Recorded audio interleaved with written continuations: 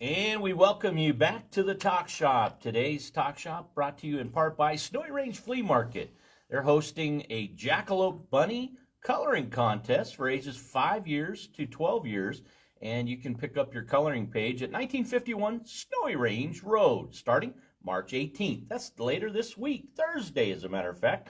And there will be 4 categories for youngsters: 5, 6, 7, 8, 9, 10, 11, 12. There will be 1 winner for each group and plenty of prizes to enjoy.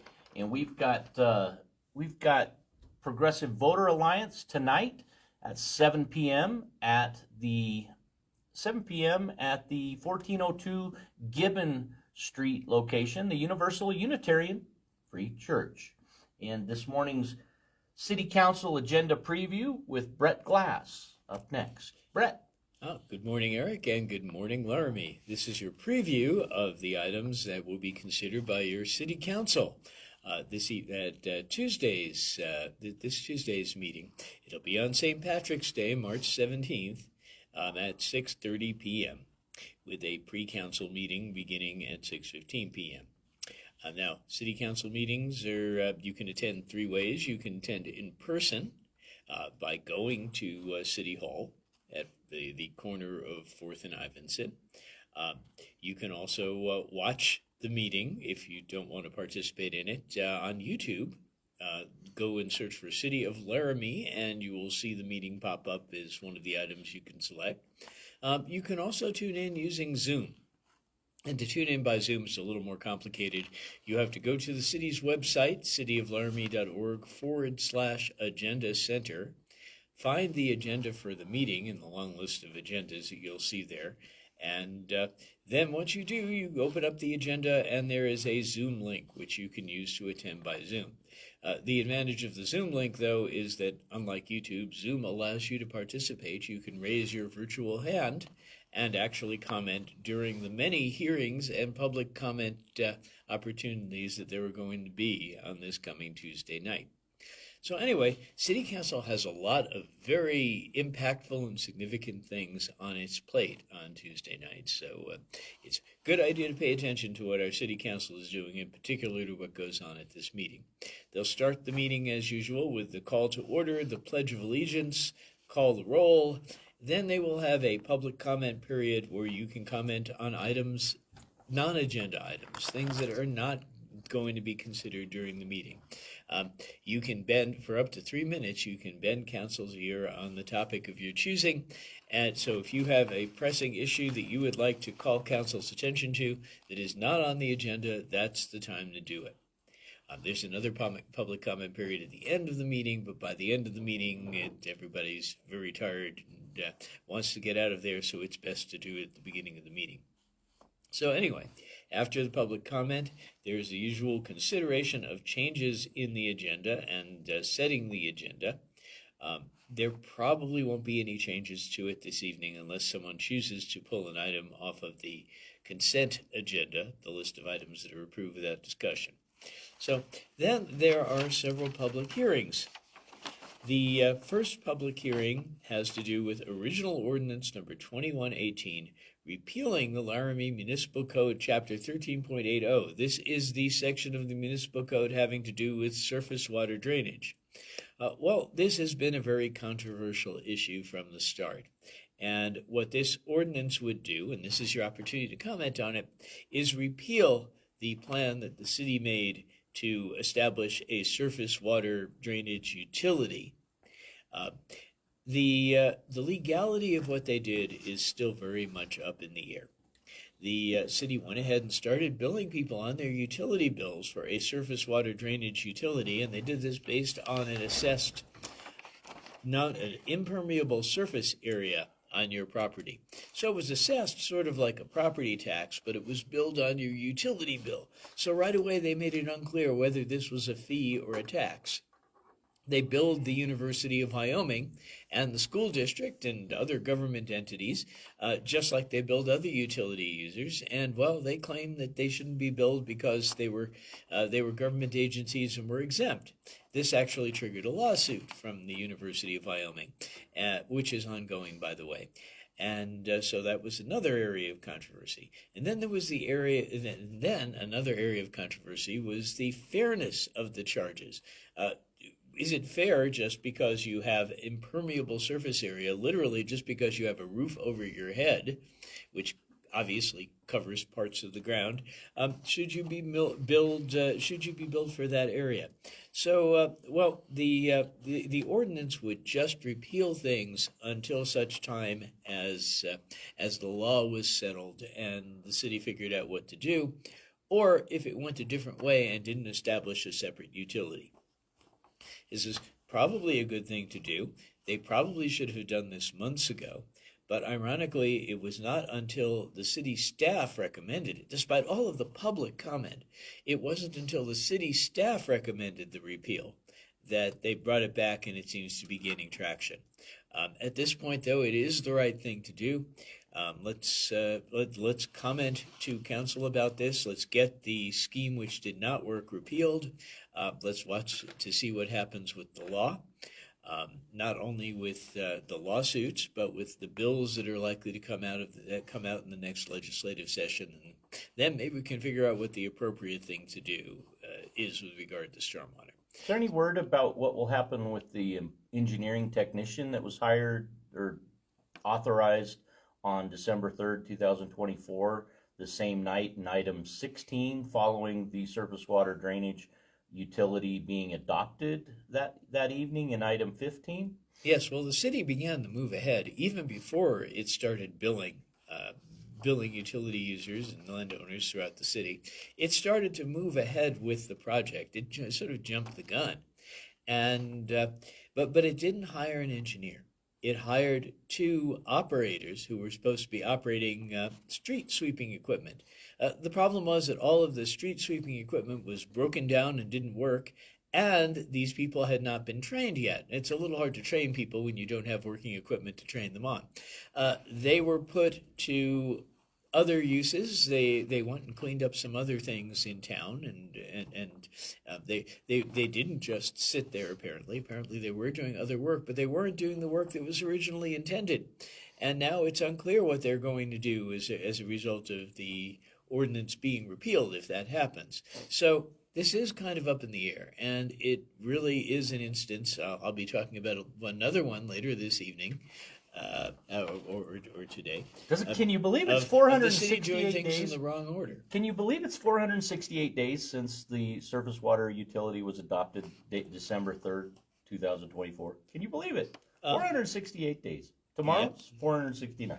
Yep. Well, government moves slowly sometimes, except when it moves too quickly. And this is an instance where it moved too quickly on hiring the employees, but too slowly on straightening out the entire program. So now I'm confused. Yeah. I read something about surface water being on the specific purpose excise tax bundle of items for Rock River, the town of Rock River, Albany County, and the city of Laramie United, and that was a $95 million project proposal that will come to the ballot May 5th of this year.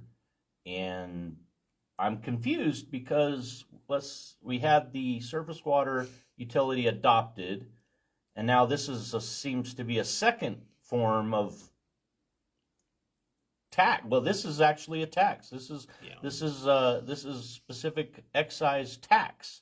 Now, I thought surface water wasn't a tax. Is this semantics? Well, this is part. Okay, this is part of the fifth penny. I'm always confused as to which one is the fifth or the sixth penny, but I think this is the fifth penny. Specific purpose excise tax. This comes out of sales taxes, and the city has, the voters have voted to renew this for years and years. This is the last one was 2018. We renewed the penny tax that we're coming up on May 5th. That's correct. Okay. And the good thing about this tax is that it's not entirely paid by residents. Anyone who buys anything in the area, including tourists, actually pays the same sales tax. And so it's a good way to finance things because we get some help from outside. And it's only for what they call capital projects, which means for building stuff. It's not for maintaining them. And Now, not for salaries. that's correct. It's Okay. not. It's not for the ongoing expenses of something like a surface water drainage utility. Now, they have to allocate, the law says that they have to allocate the money to specific projects that the voters approve at the ballot box. And in May, you're going to get an opportunity to vote on this, and you'll see the entire proposal on the ballot. One of the items that they've proposed funding is surface water drainage projects. And they're very vague about this. They didn't say what surface water Aren't they drainage supposed to delineate what streets and what specific purpose that they're putting it to beyond such a vague title like streets? If someone went to court, a court might very well say that they weren't being specific enough, that saying surface water drainage projects is is too vague. But that's There's really all it $138 says. million dollars in choices, Yeah. according to the information that we got 468 days ago. Yep. And what's going on though is that the ballot will propose. You'll see this. You'll see this on the ballot, or you can get a preview of it if you go to the Albany County website and look in the election section. It says that they want to devote $4 million of those sales tax collections to surface water drainage projects. They don't say what projects. And like I said, I don't know whether that's legal or not. I don't know if these propositions have ever been challenged as a result of not being specific enough. But that's what it says, and the voters will get an opportunity to say yay or nay on it at that time. What the city is allowed to use this for, again, is capital construction. It's not allowed to use it to do things like run the street sweepers or pay those employees that it hired to do so. So that money has to come out of the city's general fund. And as I understand it, that's, at least according to what the city manager said last week at a recent dinner where he spoke, that's where it's going to come from. It's going to come from the general funds. Well, there are plenty of places by which accounting can be taken care of. Yep. And will it take away from other things that the city should give priority to? Well, that again is an issue for council to decide, and hopefully hopefully this won't squander the money that we should be using for something else. Brett, do you have any information on how much money is dedicated to surface water utility care in the city of Laramie? Whether the SPET is approved or whether it's not, how much annually has been dedicated to that line item of concern for the city, which now there, as 468 days ago, there was a discussion about a $3 million city contribution from the general fund, I believe it was, to match the $4 million SPET. Yeah, well, this is an ongoing thing, so it has to be done, budgeted every year. But the thing is, it's not a line item right now. Okay. If we don't have a surface water anything. drainage utility, there's no separate item for it. It just sort of falls under general street maintenance and sewer maintenance. Okay. And so what will happen, unfortunately, is it's kind of sweeping things under the rug a little. If we do these projects, the maintenance of them will just sort of be bundled up with a bunch of other maintenance activities, and again, come out of the general fund. And we won't get to see all of the specifics there. Thank you. Okay. Anyway, the public hearing will strictly be about repealing the ordinance which established the utility. These other items are all worth discussing, but they're not going to be part of the discussion on Tuesday night. The second public hearing is going to be on amendments to nuisance to the Laramie Municipal Code Title 8 related to nuisance abatements. And well, this actually is almost a no-brainer. There is the city council is proposing to amend the the municipal code, the section where we talk about nuisance abatements and appeals that you can make if the city comes after you and insists that you clean something up that they consider to be a nuisance. The municipal code never informed you that the city's decision, if you go through the appeals to the city, isn't final. You have the right, the due process right under the Constitution, to take the city to court if you don't agree with what it decreed. And all this amendment does is make that explicit in the municipal code. It's a good thing that they're doing this, that they're respecting due process, but it's unclear why the ordinance wasn't drafted that way to begin with. Is this part of that universal development code that they just bring in sweeping updates and don't cater it to the community? This isn't part of the UDC. This is a separate nuisance ordinance. But it's similar to that. The development code has to do with building stuff. The nuisance ordinance has, whether or not you built something. Rules of operation. Has to do with things like that's my commonality. Has to do with junk on your property, weeds on your property, things like that. And again, what the modification will do, and it's almost, like I said, it's almost not worth having a public hearing about.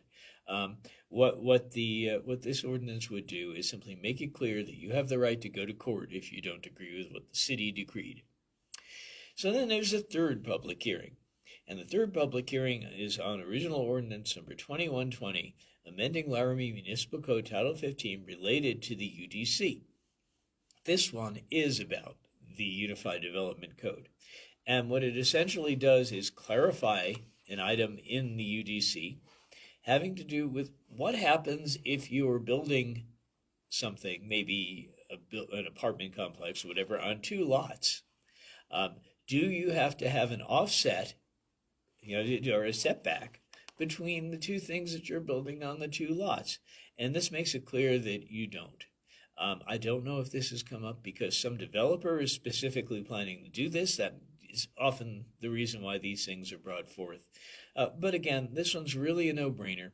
If you have two lots right next to one another, they happen to be platted separately, and you want to do a project that spans the two, obviously you shouldn't have things like setbacks between the two. So again, this one is really not controversial, and I'll be surprised if anybody even speaks on it. So anyway, after that, the city will make announcements, there'll be disclosures of conflicts of interest, and the approval of the consent agenda. And the consent agenda, as most citizens know, is a long list of things that are approved without discussion. The council just votes yay or nay on the entire list. And most of these items really aren't worthy of discussion. There are minutes from boards and commissions. There are cemetery deeds for plots in the city cemetery. Routine contracts for buying things like furniture, I see on here. Use of liquor licenses for catering events. Most of the items here are really not that interesting. There's the final reading of an ordinance having to do with board and commission members, and we discussed this before. This is this is simply related to the terms of service of board and commission members, and the fact that they're going to be stated in the bylaws rather than stated by ordinance. That makes them that makes them easier to change, and you don't have to do an ordinance with 3 readings in order to do that. In any case, there is one item though that is very significant and on the consent agenda, and I'm just scanning to try to find it here, and that is this is an amendment to the agreement for professional services between the City of Laramie, Wyoming, and Haddad Drugan LLC for conceptual design of the 3rd Street Gateway Art Project. Now, some time ago, you may have heard that the city was considering contracting for street art along 3rd Street. At first, they thought they'd do a big gateway over the entire street, but that sort of fell through because 3rd Street is a state highway, and it's complicated do a structure over a highway that's governed by the street. So the Was city that thought $300,000 project that they were bringing somebody from Seattle to study it? this it isn't $300,000, but this is an art project where they are bringing in an outside consultant from Seattle to do it, and apparently they want to pay the consultant more money. What's going on here is that they want to pay the consultant has traveled back and forth from out of state so many times that they want to add several $1,000s to the budget for that, for travel expenses and other expenses. Now, I don't know. The highway is sort of utilitarian. It's a nice idea maybe to have a little art, but it seems like we're paying an awful lot for this. And it's it seems to me that again we're overspending on outside consultants to do this when we could have had someone in town do whatever art projects we were going to do. But this is the city apparently is, or at least the city staff has proposed paying them more, and this is an item on the consent agenda. They may want to pull this from the consent agenda to talk about it, because, again, it's controversial. The original project was controversial, and now we're spending yet more money on it. In any case, let's see here. Okay, after that, there are announcements from the mayor and announcements of board and commission member appointments, and then we move on to the regular agenda. There are couple of controversial items here, as well as all the items that we're considering considered during the prior public hearings. The first item, 11A, is award of a design build contract for Spring Creek Trail Phase 2. This is to design and build a trail along Spring Creek. 11B, Resolution 2026-25, and this is a controversial one. It declares the West Side Study Area as blight and authorizes development pursuant to Wyoming statute. And by the way, they get they only mention one paragraph of the statute, Title 15, Chapter 9, Section 107. Now, here's what's controversial about this. The state law, the state statute regarding urban renewal projects says that before you can even plan an urban renewal project, the city council has to vote by resolution, like this one, to approve the planning process, to say this area is blighted, we need to do something about it. Okay, urban renewal agency, you go off and work on this. But that's not what happened. Our newly formed urban renewal agency broke the law. It not only started considering this area, but it actually hired a consultant to draft a very nice-looking, glossy plan. I don't know how many thousands of dollars were spent on this, for the development of this area on the west side near the river. And it broke the law, because the law specifically says thou shalt not start planning this project until the city council approves it. So this is sort of retroactively approving the expense that was already done. So that's what council is being asked to do. And, well, this is rather controversial, because the resolution, besides, again, sort of sanctioning the urban renewal agency breaking the law, it would do several other things. It would illegally declare a plot of vacant land, which, by the way, was recently expanded to include Optimist Park. That's not blighted. It's not only is it not blighted, but we spent hundreds of thousands of dollars improving it as a slum and a blighted area subject to urban renewal. Now, why would we declare a park, a city park, to be part of an urban renewal area? It just doesn't make any sense to do that, because it's a perfectly fine park as it is. It's not urban. It's not a slum. There's nothing there that needs renewing. There is in the area near the river where they're talking about building an apartment complex. Maybe there are some work buildings, but they're perfectly serviceable. And also, there's a provision in state law that says that vacant land can't be part of an urban renewal area unless there are very specific criteria met. In particular, it has to be the place where you're doing development to accommodate people who are displaced by another urban renewal project. So all of this is questionably legal. And again, the whole idea of declaring a city park to be an urban renewal area is just contrary to common sense, as well as being contrary to the law.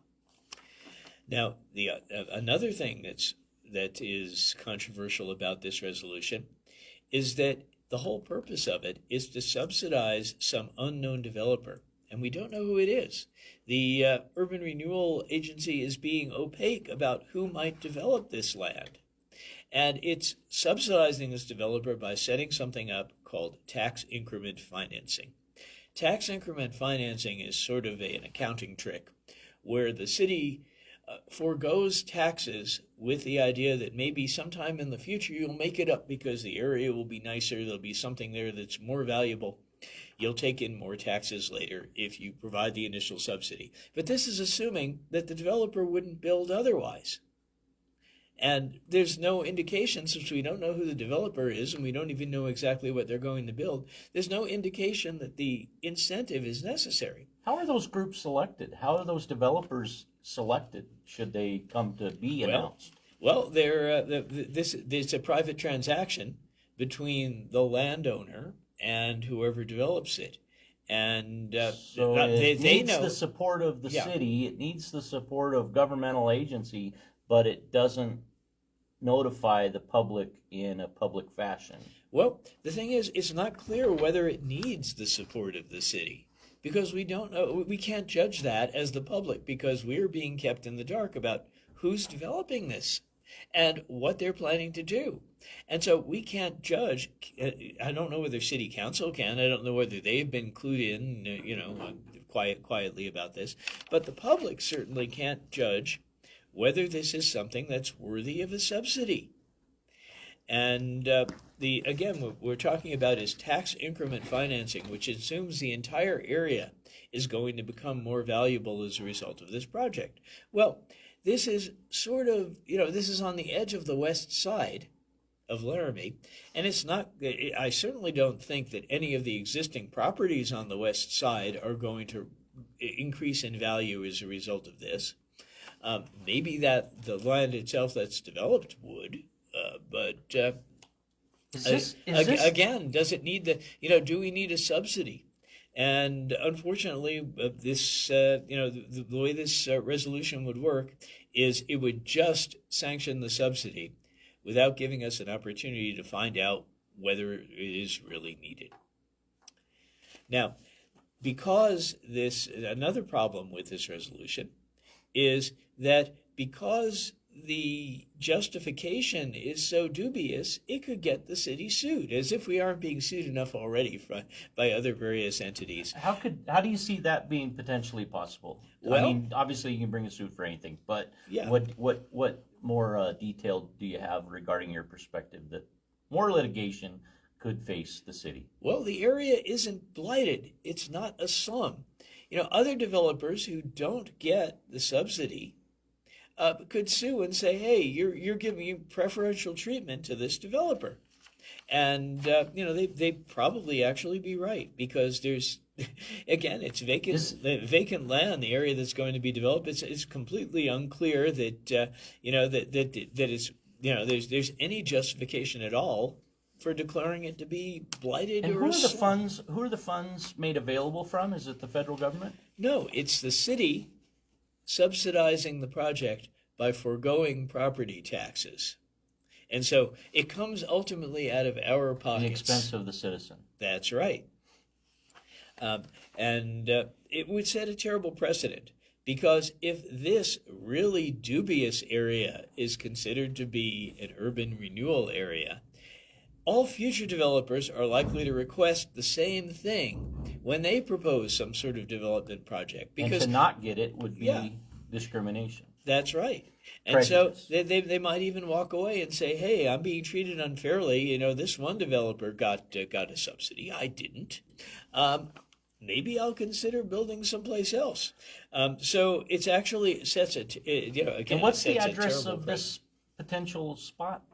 Well, this is fourth? this is the area this is the area that we've discussed before along Snowing Range Road, Oh, it's the I-2 to R3 zoning. north of change. Garfield Street, which Yeah. was just rezoned residential. For 4G Enterprises, represented by Elevate Laramie and the Laramie Chamber Business Alliance. That's right. Well, again, now it's no longer just north of Garfield because they've expanded it to include Optimus Park, which is right on the other side of Garfield. And again, we're not going to develop the park.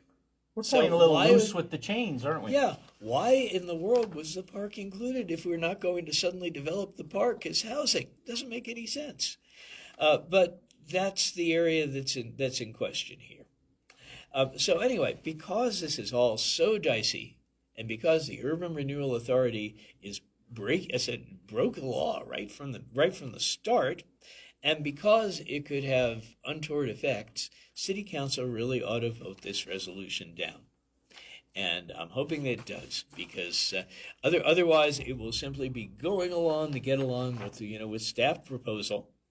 And Make no mistake, this is a further development of your public tax dollars being used in a manner that the public doesn't entirely benefit from. And that comes directly from the Laramie Chamber Business Alliance Executive Director, who represented the application for zoning change just last year for 4G Enterprises. Now, there's an example of $1.1 million in city subsidy to the Laramie Chamber Business Alliance leading the 10 years leading up to 2022. Now, folks, each year since then, 22 or 23, 24, 25, and for the next 2 years, they're authorized $10,000 annually in subsidization from the city of Laramie as members, cornerstone members of the Laramie Chamber Business Alliance. Make no mistake, folks, this is subsidization, public money for an entity that is, in many cases, working against the public. Taken as a point, Monday, November 18th, 2025. This is a date for a public hearing advertised that did not exist in the calendar year of the entire year, and therefore violated the 15-day requirement for proper notice for the residents within 350 feet impact area. And Vice Mayor Richardson and Councilor Freed each said it's unfortunate, but they went ahead and voted for it anyway, in spite of the fact that proper notice had been failed for a public hearing. This is this type of stuff that's going loose through our city, and we need really to hold people accountable for doing things right all along the way. Yep. And I want to make it clear that I have no bones to pick with 4G Enterprises, which is trying to get the land developed. Doug or and with- Terry Geis, Yeah. good long-standing members of Laramie community. Yeah, nor do I have any problem, most likely with whatever developer is coming in to develop this. But the public needs to know who this developer is, exactly what they're planning to do. And this should not be done behind the scenes without the public being able to be informed about this. We certainly shouldn't approve this resolution if we don't know. And again, the resolution is patching, essentially, a violation of the law by the Urban Renewal Authority, which is just newly formed. And again, it seems to there's the old analogy about someone having a hammer, and so everything looks like a nail. This is not a project that you really want to use an urban renewal agency for, because it isn't urban renewal. We should keep our powder dry and save our funds if we're going to spend taxpayer funds on a subsidy for real urban renewal projects. This starts to look like an entire project, though, for that Snowy Range area. The the wetland of that area adjacent to the Laramie River and Snowy Range Road and Optimus Park, Garfield Street, Cedar Street on the residential side and west side area. It starts to look like it's all intermixed and intertwined, and the vision for it is a little bit more in depth, but unknown to the public. I don't know, actually. Eric, I think you're giving them a lot of credit for having a lot of forethought and vision. But if there is an overriding vision, overarching vision of what to do with this area, the public hasn't been informed, and we should be before anything like this passes. Thank you, Brett. So anyway, moving on. Next item on the agenda is original ordinance number 2118. So we're back to surface water. This is the second reading of the ordinance repealing the plan that we previously had. So not much. They're required to do a public hearing first, and then and then vote on the ordinance. So you have 6 minutes to talk about this, folks. You have 3 minutes during the public hearing. You have 3 minutes before the other item. Though they may try to preclude people from doing that, suggest that you do it once, not twice. You have 6 minutes. Yep, and hopefully this will go fairly quickly, and we'll just be and everyone will vote aye the way they did last time. Then 11D on the agenda, original ordinance number 2119, related to nuisance abatements. And again, this is a no-brainer. This should probably sail right through. 11E on the agenda, amending Laramie Municipal Code Title 15 related to the UDC. Again, pretty much a no-brainer. I will be surprised if there's even any discussion on that one. And that is the agenda for Tuesday night. There'll be another public comment period if you want to comment at the end of the meeting for 3 minutes. You can bend council's ear on the topic of your choice. And then there will be consideration of future council work session topics. There's a list of those potential topics linked to the agenda. So if you go online to cityoflaramie.org/agenda center, you can see a proposed list of work session topics and also items to be considered at upcoming meetings. This isn't set in stone. It's only a draft. We won't know what will actually be done during the work session the following week until we see it published after lunch on Friday. So anyway, that's that is your city council agenda. It's pretty, there's a lot of impactful stuff here. And if you have concerns about things like what's going on the west side, what happens with stormwater drainage, which are the two biggest items, definitely come and comment to council. Council members often remark that they're surprised that the public doesn't show up to comment on things. Let's try to change that. Let's try to show up and be heard. Brett Glass with your City of Laramie City Council agenda preview for the week. And this is the other good news for this week. The Wyoming Cowboy basketball team has been selected for play in the National Invitation Tournament. That is the NIT, and they will begin 6 p.m. courtside with Wichita State, their adversary, and that will be in the great state of Indiana for tomorrow night. Your Wyoming Cowboys, looking for information on where that game will be actually televised. However, good news for Sundance Wicks and your Wyoming Cowboy basketball teams. Congratulations, Cowboys, for making the NIT. And also this program brought to you by TWO, transforming what's overwhelming with estate sales, decluttering, downsizing, and relocation support. That's El Cameron, 307-286-9906. Brett, thank you.